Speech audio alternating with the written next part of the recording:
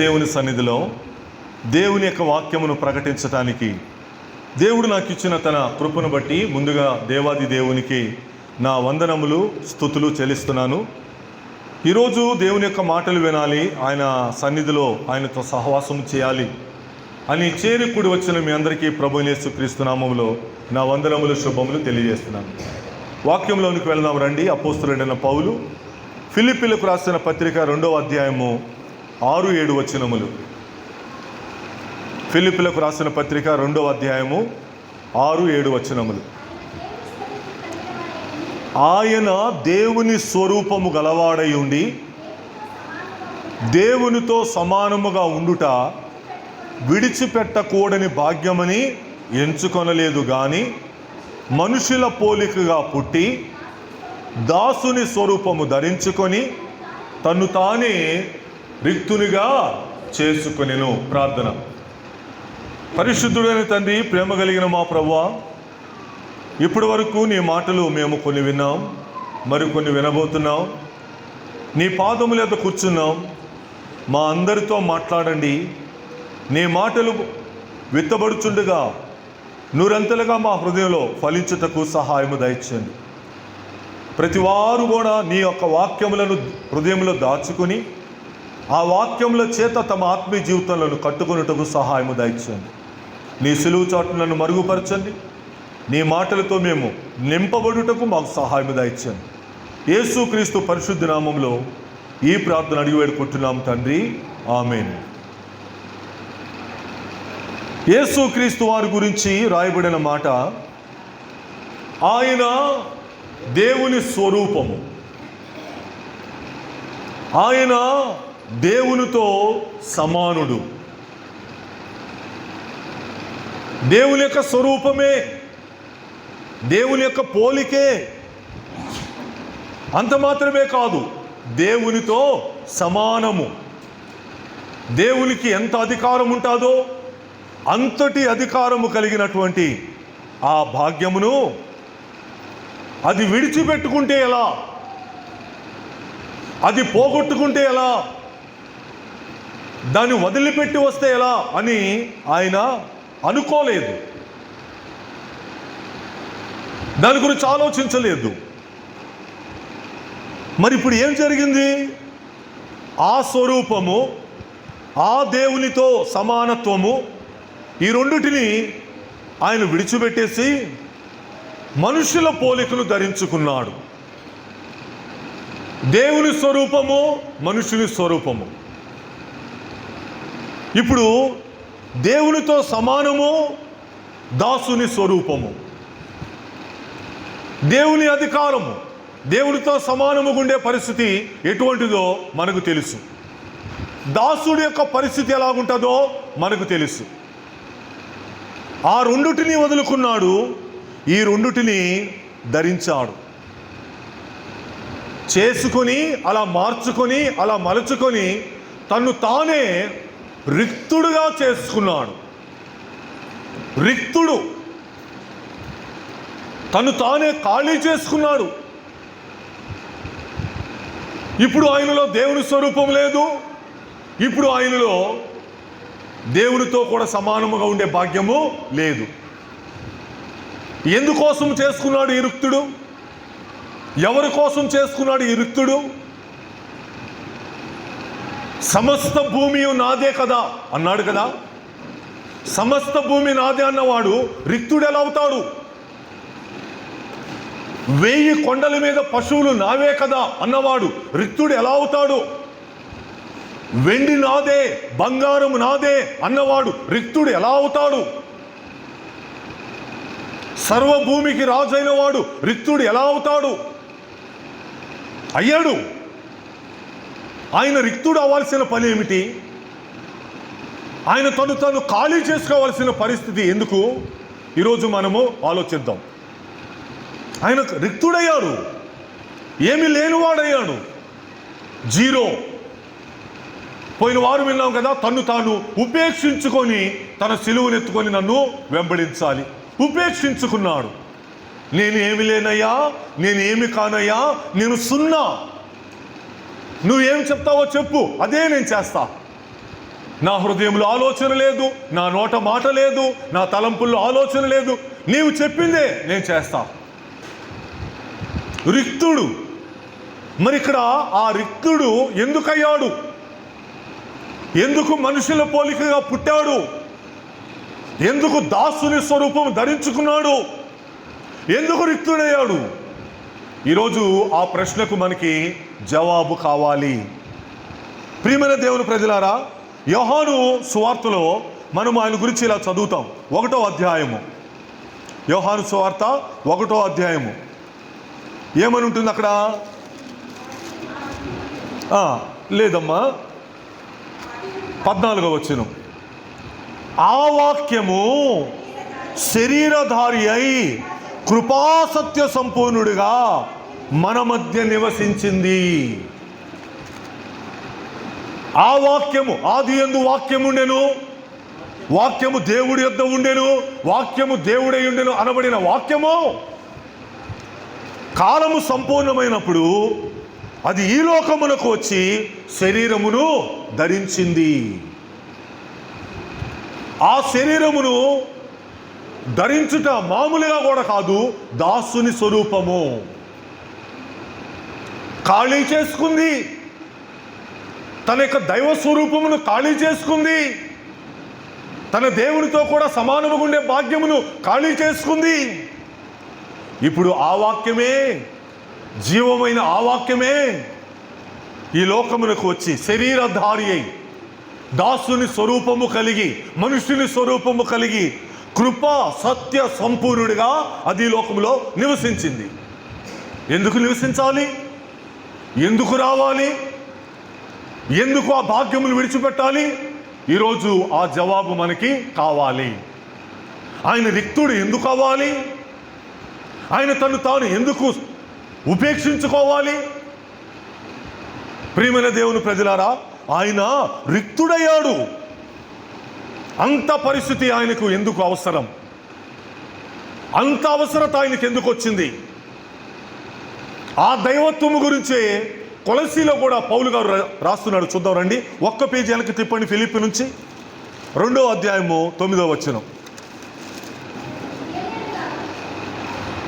ఏలయనగా దేవత్వము యొక్క సర్వ పరిపూర్ణత శరీరముగా క్రీస్తునందు నివసించెను. దేవత్వము యొక్క, దైవత్వము యొక్క సర్వ పరిపూర్ణత, సర్వ సంపూర్ణత శరీరమందు, రక్తమాంసముల యందు అది క్రీస్తులో నివసించింది.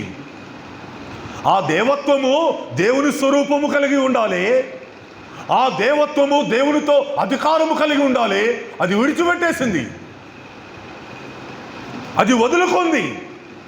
కారణము, ఆ దేవత్వమునకు అవసరమైంది క్రీస్తులో సర్వ శరీరముగా నివసించవలసిన పరిస్థితి వచ్చింది. ఎందుకు అంత తగ్గింపు? ఎందుకు అంత విడిచిపెట్టుట? ఎందుకు అంత దాన్ని ఆయన వదులుకొని రావటం? దేనికి? సర్వ పరిపూర్ణత. దైవత్వములో ఎంత పరిపూర్ణత ఉండాలో ఆ సర్వ పరిపూర్ణత క్రీస్తులో శరీరముగా మన మధ్య నివసించింది. ఆయన రిక్తుడైపోయాడు, తను తాను ఖాళీ చేసుకున్నాడు. తనకంటూ ఏమీ లేకుండా దాసుడి స్వరూపమును ధరించి ఈ లోకమునకు వచ్చాడు. ఈ లోకమునకు చాలా మంది వచ్చారు. ఈ లోకమునకు చాలా మంది మనము వచ్చిన వారిని చూసాము, విన్నాము, చదివాము కూడా. వారు వచ్చి సేవ చేయించుకున్నారు, వారు వచ్చి ఊరేగింపు చేసుకున్నారు, వారు వచ్చి పల్లకిలలో ఊరేగారు, వారు వచ్చి మనుషుల చేత వారు సేవింపబడ్డారు, మనుషుల చేత వారు మోయించుకోబడ్డారు. కానీ యేసుక్రీస్తు వారు అందుకు రాలా. దాసుడి స్వరూపం, ఒక సర్వ పరిపూర్ణత కలిగిన దైవత్వము దాసుడి స్వరూపాన్ని ధరించుకొని రిక్తుడయ్యాడు. నా దేవుడు రిక్తుడయ్యాడు. దానికి జవాబు ఉంది, దానికి ఒక గొప్ప ప్రణాళిక ఉంది. ప్రియమైన వాళ్ళారా, ఆ పరిపూర్ణత, సర్వ సంపూర్ణత ఆయన మనుషుల పోలికను ధరించింది. ఆ స్వరూపము దాసుల యొక్క స్వరూపమును ధరించింది. మార్కు సువార్త 10వ అధ్యాయము 35 వచనం చూడండి. మార్కు సువార్త 10వ అధ్యాయం 45. మనుష్య కుమారుడు పరిచారము చేయించుకొనుటకు రాలేదు, మరి దేని కొరకు వచ్చాడు? పరిచారము చేయటానికి వచ్చాడు. మనకి ఇంతవరకు చాలమ్మా. మనుష్య కుమారుడు దాసుని స్వరూపము ధరించిన వాడు, మనుషుని పోలికను ధరించుకున్నవాడు. ఎందుకోసం వచ్చాడంట? పరిచారము చేయటానికి వచ్చాడు. పరిచారము చేయించుకోవటానికి రాలా, పరిచారము చేయటానికి వచ్చాడు. దాసుడి స్వరూపము ధరించి ఆయన తన శిష్యుల పాదములను కడిగాడు. తన మీదున్న ఆ తువాలును నడుముకు కట్టుకొని వారి పాదములు కడిగాడు. దాసుడి పని చేశాడు. అక్కడ ఎంత తగ్గించుకున్నాడు? శిలువ మరణము పొందినంతగా ఆయన అక్కడ తగ్గించుకున్నాడు.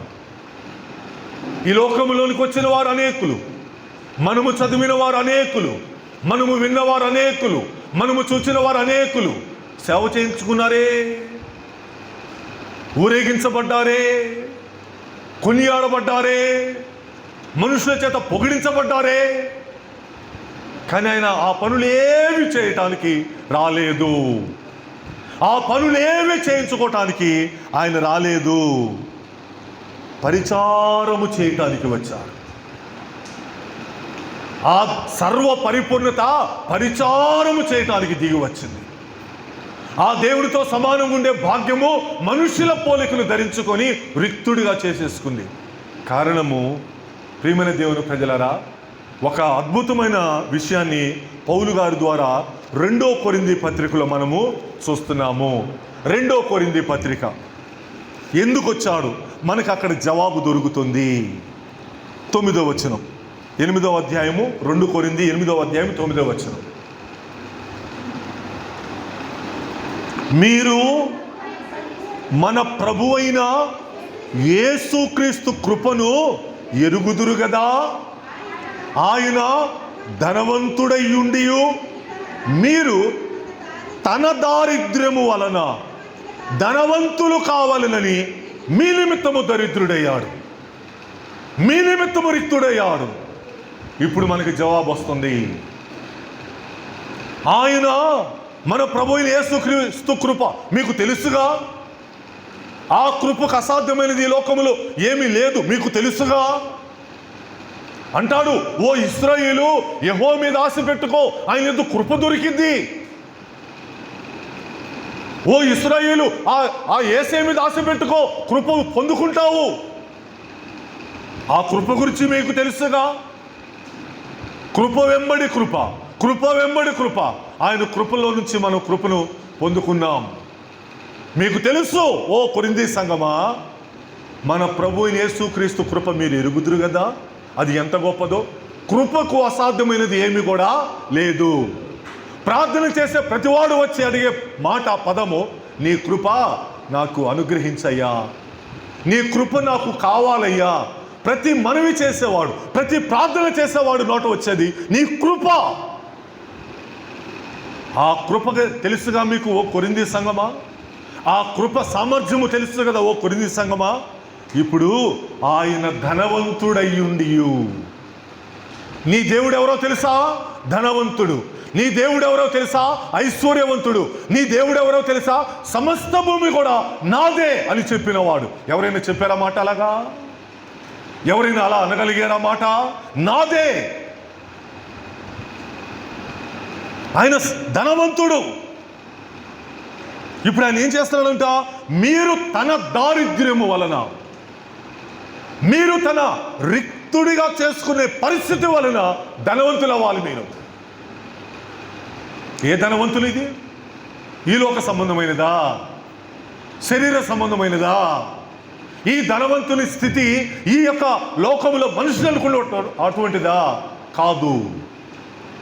లవొదికీయ సంఘముతో దేవుడు అంటున్నాడు ప్రకటన గ్రంథం. ఏమిటో మన స్థితి అక్కడ వివరించబడుతుంది. నేను ఎంత ధనవంతుడినో అక్కడ నాకు అర్థమవుతుంది, మనకు అర్థమవుతుంది. ఈరోజు ప్రకటన గ్రంథము 3వ అధ్యాయము 17వ వచనం.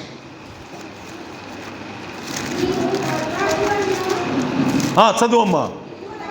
ఓ లవొదికీయ సంఘమా, ఏమిటి నీ ఆలోచన?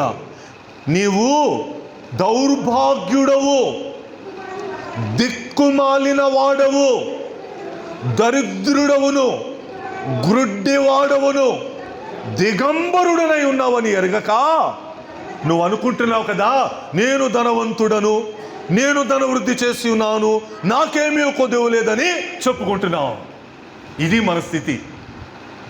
లోకం అనుకుంటుంది నాకేం తక్కువ అండి, చాలా సంపాదించానుగా, నేను చాలా సంపాదించానుగా, నాకు ఇన్ని ప్లాట్లు ఉన్నాయిగా, నాకింత పొలం ఉందిగా, నాకింత భూమి ఉందిగా, నాకింత బంగారం ఉంది, నాకింత వెండి ఉంది అనుకుంటున్నావు. ఓ లవొదికీయ సంఘమా, ఏమిటి నీ ఆలోచన? నేను ధనవంతుడను, నేను ధనవృద్ధి చేసుకుంటున్నాను, నాకేమి కొదవలేదు, నాకేమి లోటు లేదనుకుంటున్నావా? నీ స్థితి ఏమిటో చెప్పనా? ఇదిగో ఇది అంటున్నాడు. 5 మాటలు చెప్పాడు. ఆ 5 మాటలు కూడా ఎలాంటివో మనం చదివచ్చాం. 1, నీవు దౌర్భాగ్యుడవు. నీ స్థితి ఏమిటో తెలుసా? దౌర్భాగ్యుడు.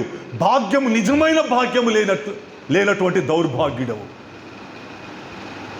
ఎస్, మన నిజ స్థితి అది. ఆయన తన దారిద్ర్యము వలన ధనవంతుడిగా చేయాలనుకున్న ఆలోచన అంత గొప్పది.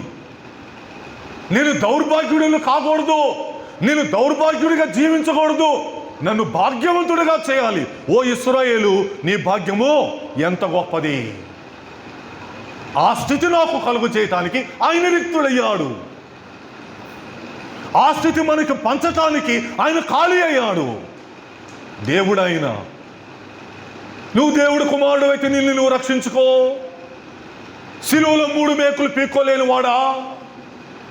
ఆయన రక్షించుకోలేడా? అందరినీ రక్షించచ్చు కదా. మానవ మాటలు, శరీర సంబంధమైన మాటలు. నువ్వు దౌర్భాగ్యుడు అయ్యా, నిన్ను ఆ స్థితి నుంచి విడిపించడానికి ఆయన వచ్చాడయ్యా.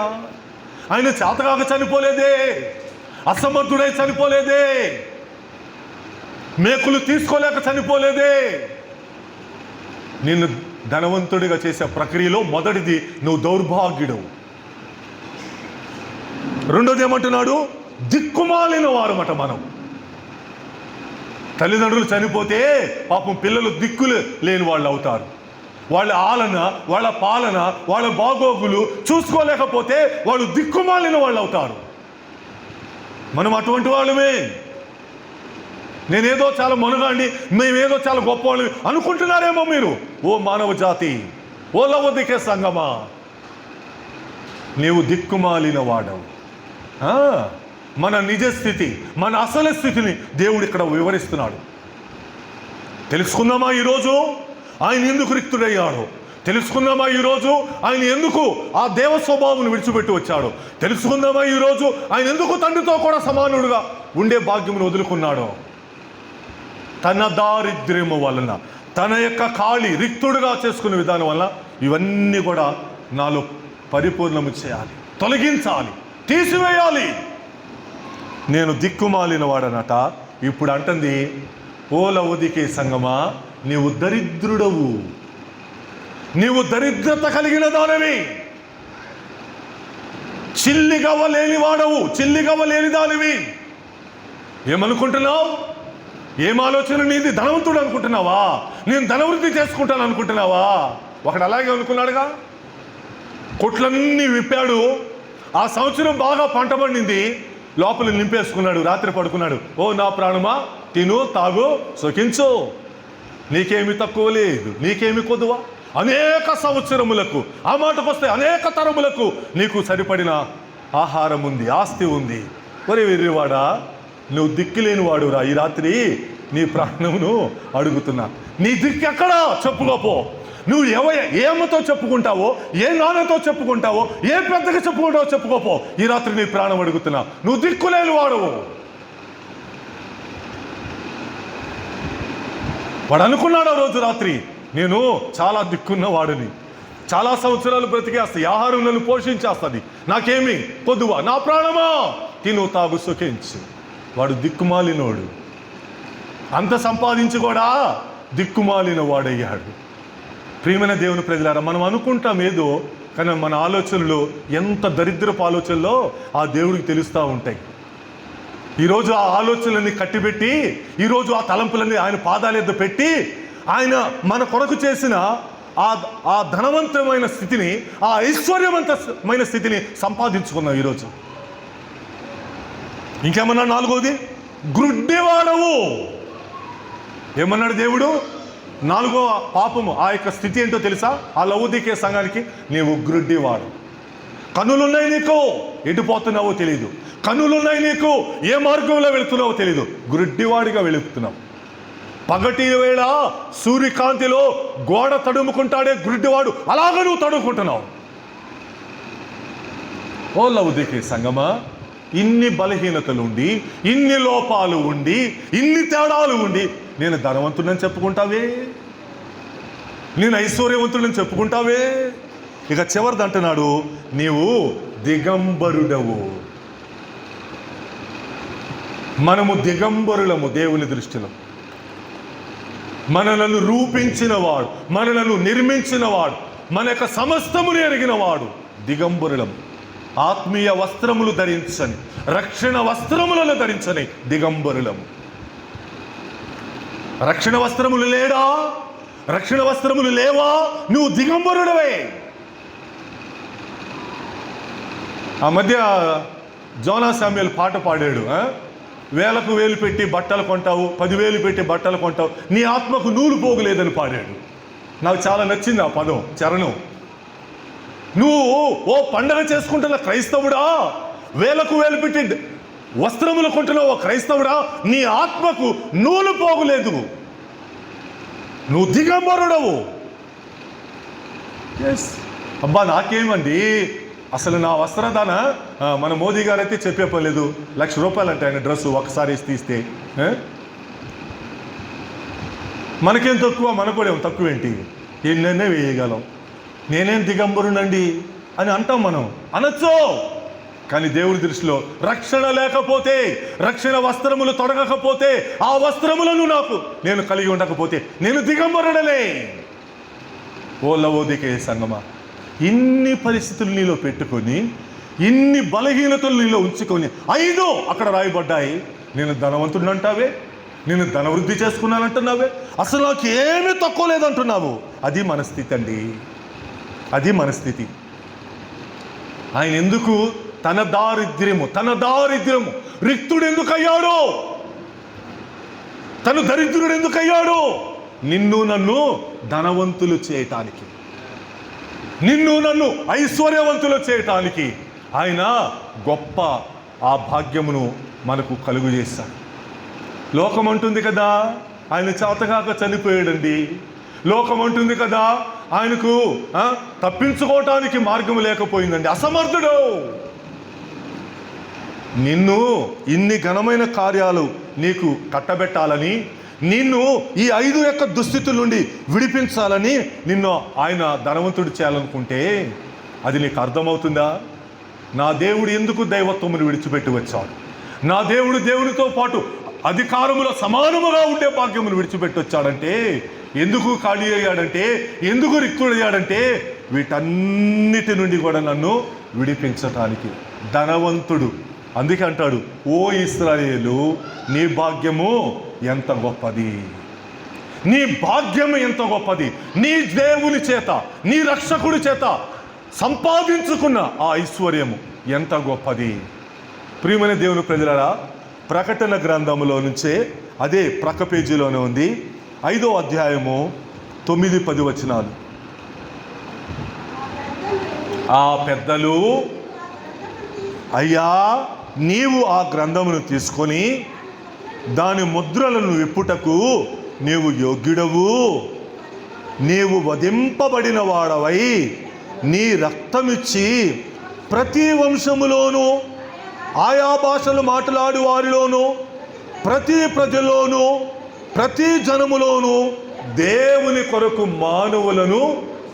మనుషులను కొని మా దేవునికి వారిని ఒక రాజ్యముగాను యాజకులుగాను చేసితివి చాలు. సింహాసనాసీనుడైన ఆ యేసయ్యను చూస్తూ 24 పెద్దలు ఆ పుస్తకమును విప్పటానికి ఎవరు కూడా సాహసించపోతుంటే, అయ్యా ఆ గ్రంథమును విప్పుటకు నీవే యోగ్యుడవు, నీవే అర్హుడవు అని పెద్దలు అంటుండగా ఇప్పుడు వాళ్ళు అంటున్నారు, అయ్యా నీవు ఆ గ్రంథమును తీసుకొని దాని ముద్రలు విప్పటానికి యోగ్యుడవు. ఎందుకు యోగ్యుడవు నువ్వు?